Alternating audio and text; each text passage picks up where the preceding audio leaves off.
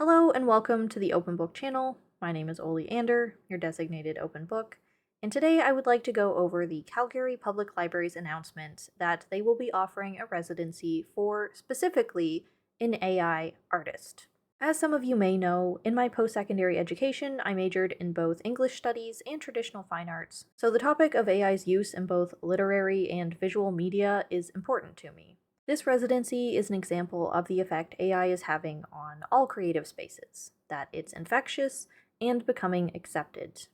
This is a library that's lost the plot, after all. Someone, somewhere, who has not insignificant power over creative resources has chosen to push this program forward. I'm Canadian, so I'm sure there's lots of people out there that didn't catch wind of this, so together, let's talk about this AI residency. On March 9th, 2026, headlines broke across our largest Canadian-led news platforms, CBC and CTV News, revealing that the Calgary Public Library, which I will be referring to as CPL for short throughout this video, intends to open registration for a residency program exclusively for artists who use AI. It's a 10-week community engagement residency that will run from June 29th to September 4th, 2026. It pays $50 an hour, up to a total of 160 hours over the course of the residency, capping at a maximum of $8,000.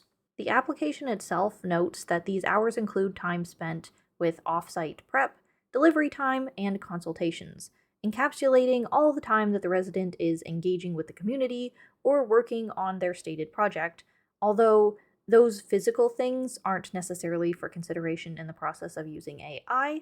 They're just typical standards extended to what might be required of someone doing studio work or installation pieces. CBC and CTV mostly just provided statements and reported on the backlash of this announcement, rightfully so. It may hearten you to know that the mayor of Calgary, Jeremy Farkas, gave the statement, "It doesn't make a lot of sense to me why we would be going down that direction, but I think it's a terrible idea. It sets a bad precedent. I'll be asking some questions of the Calgary Public Library and their board." Unfortunately, his input was not received or implemented. The application was still active on the Calgary Arts Development website up until the deadline of April 7th and is still visible today. Speaking of which, let's take a look at the call for applications directly, shall we?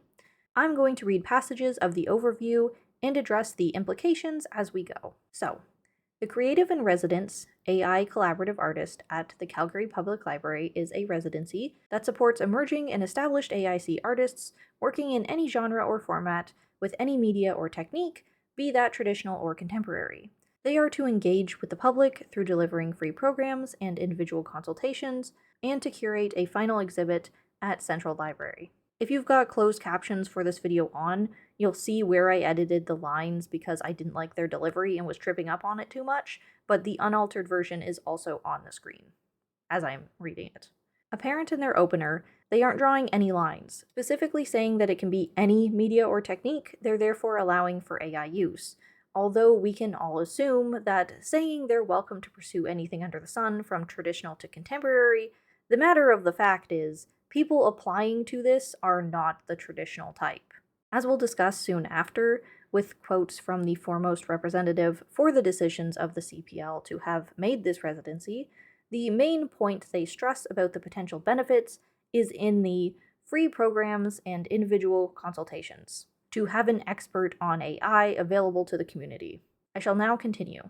The AIC Artist in Residence works with the library to create collaborative and inclusive environments where all community members are welcome to participate and learn.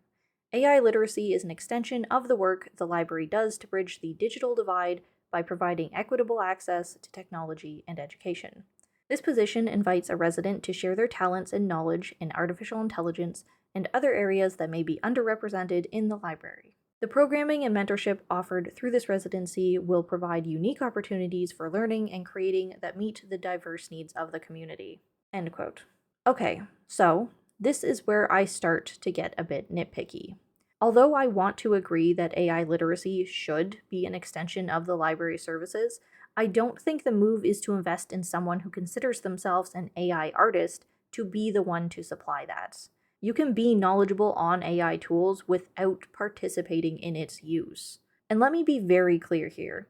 Although the CPL would like to pretend the term AI artist could include some magical person who has found a way to ethically use Gen AI as a tool, that person does not exist. Any artist with the integrity to draw that line themselves and try to only use ethically modeled generators likely isn't going to out themselves as an AI artist because the assumption of the title is pretty specifically attached to slop prompters who use the bigger, better mainstream options, because that's how they stay competitive. Although there are some models out there that tote being ethically trained, know that, unless it is open source and users can see the full catalog of training material for meticulous reference, there is absolutely no guarantee that some artworks that were not consensually offered didn't end up slipping into the database. As seen with Adobe Firefly's attempt at an ethically sourced AI art model, the moderation and restrictions on their site was still simply not strict enough. Users could repost copyrighted material that was not theirs, which would get used before or if it ever got flagged. Users likewise constantly uploaded Gen AI artwork made with other blatantly unethical models, which then trained the ethical one. Adobe can't even properly enforce people having to label images as AI for their consumers who do not want to buy stock photos of such. This is art we're talking about, not writing. There is no plausible deniability and worth extended to AI as a tool, like a grammar checker rather than using generative text, because AI art is kind of generative by nature. It has to create to be seen. In and of that, as the inherent process, skill and artistry is being replaced by machine, not supplemented. Now, if I'm being generous, like I'm engaging with the possibility of this residency with good faith, there are only a few very limited ways in which AI could be considered a tool in art rather than a means of production: idea generation or concept reference, color, and corrections. All of these are kind of flawed in their own ways. When I say idea generation, I basically mean generating something for the sole purpose to look at, to inspire. This could theoretically be quite helpful to someone with aphantasia to get started. Maybe you're actually all about technical execution, your talent and skill to render, but you can't, for the life of you, find a proper reference. In those cases, ethics would demand that no part of the initial generation be part of the end product. To alter a Gen AI image is comparable to tracing, which you can do so long as you disclose and properly credit the reference. However, AI can't be copyrighted. You cannot verify the amount of influence the generation has taken from any one of its training data images, and you'll always be risking that the model just reskinned another artist's work, if you do anything more than use it as vague inspiration, which at that point, could you seriously not have found anything other than AI to fill that need? And more easily debunked, if you use AI as a tool to do something as minuscule as add something or, say, color correct, that's all attainable through Photoshop adjacent programs. Streamlining the process of making your artwork look more like what you want it to using AI is denying the need to develop the skill to do so earnestly, like everyone else does. The answer to a lack of skill is practice, not avoidance. So to say that this will bridge the digital divide by providing equitable access to technology and education is just a branch of the strawman argument that AI bros like to use, professing that AI is fixing an accessibility gap. Pretending that disabled people need AI to create art is ignoring the point of self-expression. It treats art as needing to meet some perceived aesthetic requirements, and more insultingly, to think that anyone with any limited capacity can't make art regardless. Gen AI is not the great democratizer of art. It's just compensating the skill issues of those with no integrity to fix it. By meeting the diverse needs of the community, they can only mean to include people who do not already qualify as being in the art community, i.e., anyone able to pick up a pencil. And even in that, there are examples of dedicated artists who cannot even do that and produce astounding works through sheer skill and willpower. Art doesn't have an accessibility issue that AI can actually fix, yet. If someone could strap on a helmet that uses AI coordination with tiny robots to sculpt something because they're otherwise paralyzed, sure, it would be fantastic that it could open that medium up to them. But that's not what we're working with here. This would be a different conversation if they were actively using language to suggest that this residency is for someone who has experience with AI as a coder, developer, or even copyright agent, who knows how it works on the inside, to inform on that, rather than someone who uses AI enough in the production of their art to be considered an AI artist. Despite the focus on wanting to provide people with a resident dedicated to misinformation on AI, knowledge and practice are not mutually exclusive. In the landscape of what AI art is right now, they're validating a prompter. That's the only thing there is to teach in terms of, as they put it, providing unique opportunities for learning and creating. That's how you create with Gen AI. You prompt. Many people have decided to die on the hill that prompting is its own skill. Can you consistently and efficiently get AI to produce the results that you want for you? I repeat, for you, because you're not creating, you're commissioning results from a machine rather than doing it yourself by any other means. The ability to prompt well is far more of a literacy skill than it is a matter of personal imagination or self-expression. From what I've seen of prompters who proudly call themselves AI artists, who get the most effective results, the key is to heavily lean on asking the model to mimic the style of another artist, which, you guessed it, is plagiarism. Let us continue with the overview. New technologies have long influenced and informed artistic practice, and the same can be said for AI. We are seeking artists who, through their practice and use of AI, are both trying to answer and are answering the questions that this technology raises in relation to creativity and art. Any artistic discipline will be considered in which AI has been used as a tool, collaborator, or partner in the querying, ideation, and/or creation of the final original works. The successful candidate, as well, will have a genuine interest in explaining and demystifying the machine/human collaborative process in everyday language to patrons in order to facilitate understanding and responsible use. This is considered to be an essential piece of this residency.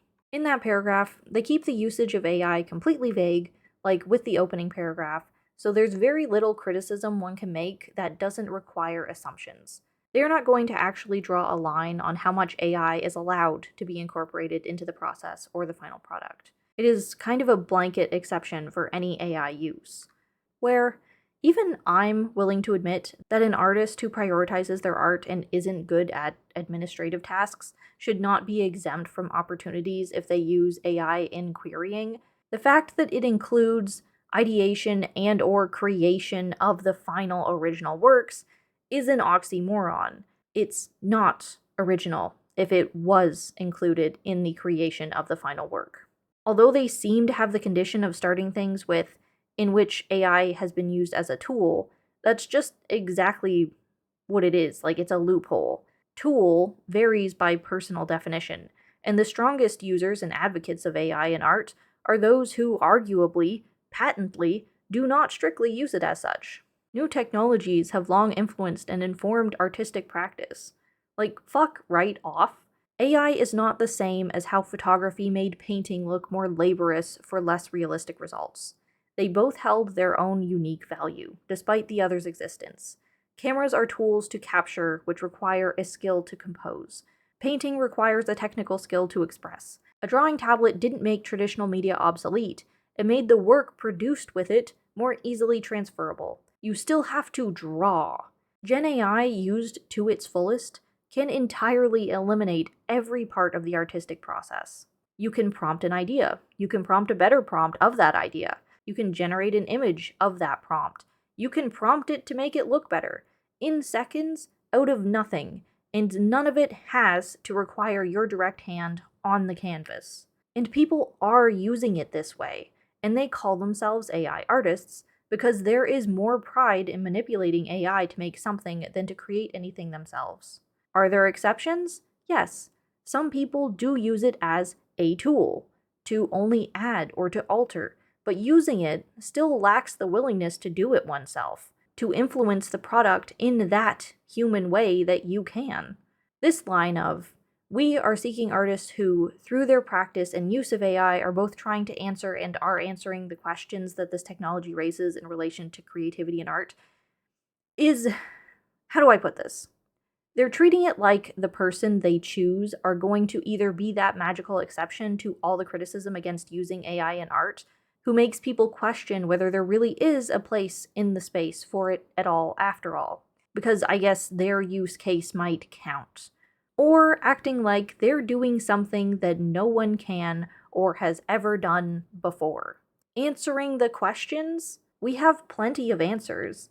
Every other real creative in the community hates AI and doesn't want it validated, but the CPL is actively not listening to them. This resident is less likely to be a messiah that brings AI adopters and artists together, and more likely to be a victim of unrelenting harassment.